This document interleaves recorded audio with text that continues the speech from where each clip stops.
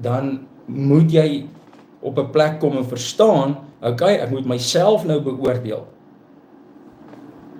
Dis wat jy eers moet doen.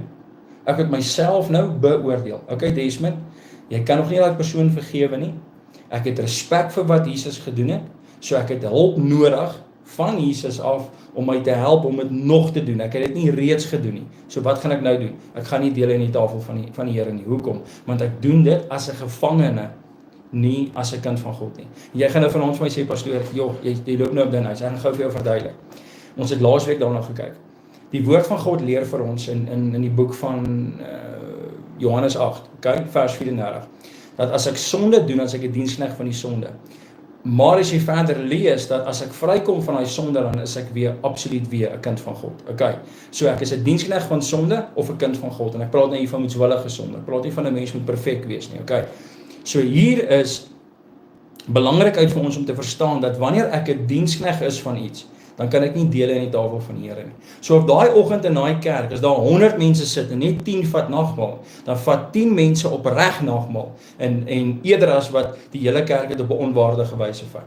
So baie mense gaan nie met my saamstem nie en is fyn, maar as ons verstaan wie God is, en as ons verstaan hoe groot God is, en as ons verstaan hoe amazing God is, en as ons verstaan hoe awesome God is, en as ons verstaan hoe heilig God is, en as ons verstaan wat God se woord sê, dan moet ons onsself die respek vir God hê om te sê, weet jy wat, ek het nou net my vrou gevloek en skel in die kar, voor die diens. Okay, kom ons sê daar was nie 'n gevloek en 'n skelm, maar julle het nou net beklei voor die diens. Julle het nie geleentheid gehad om mekaar te vergewe nie. En as jy nie 'n geleentheid gehad het om iewers met mekaar te praat en sê ek is jammer nie, dan moenie deel in die tafel van die Here nie. As jy weet ek het nou net vanoggend pornografie gekyk, met respek gesê, okay? Het nou net vanoggend pornografie gekyk en jy weet dis 'n probleem in jou lewe. Moet dan wat? Moet dan nie deel hê aan die tafel van die Here nie. En dis nie omdat dit 'n vereiste is van jou kerk nie. Nee, dis nie omdat dit 'n vereiste is van die pastoor nie. Nee, dit is omdat jy respek het vir die Alfa en die Omega aan die begin en einde.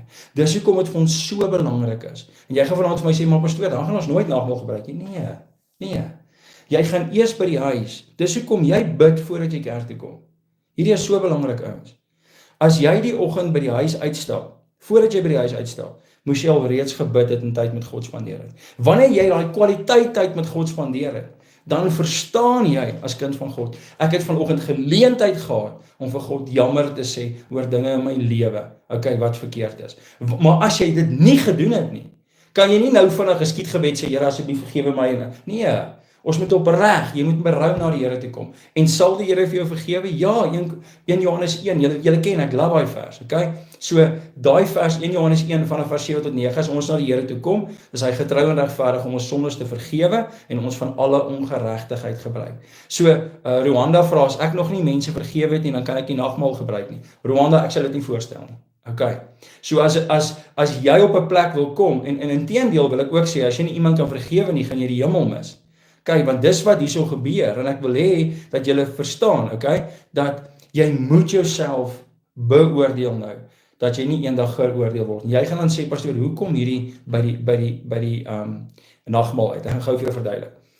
Ons herdenk dat Jesus vir ons gesterf het, sodat sonde nie meer oor ons heers nie, en dat ons kan hemel toe gaan. Okay? So, wanneer ek nie deel kan hê in die nagmaaltafel nie, dan moet ek weet dat ek gaan dalk die ewige lewe nie beerwe nie. Nou moet ek myself beoordeel, sodat ek regmaak met wat ook al ek moet regmaak, want dan kan ek deel in die nagmaaltafel om te weet dat ek het myself beoordeel, sodat ek nie eendag geoordeel word nie. So die nagmaaltafel is vir hulle wat weet dat my lewe is op die regte plek. Nie vir lidmate nie, nie vir 'n ou wat 'n vorm ingevul het nie. Die nagmaaltafel is vir die kind van God wat weet, hoor hierso, as ek vandag sterf, gaan ek hemel toe. Maar vir die ou wat nog nie weet dat sy lewe reg is nie, vir daai persoon sê hy, weet jy wat, ek gaan streef daarna, ek gaan werk daarna, ek gaan myself beoordeel, ek gaan 'n pad met God stap, sodat ek seker maak, dat volgende keer wanneer die nagmaaltafel bedien word, dat ek daar kan deel hê aan die tafel van die Here. Want dis wat jy graag wil doen. So dit is 'n ekstra motivering vir jou as kind van God. Want onthou, jy kan nie iets herdenk wat nie heiliglik vir jou beskore is nie. Ek hoop dit maak sin.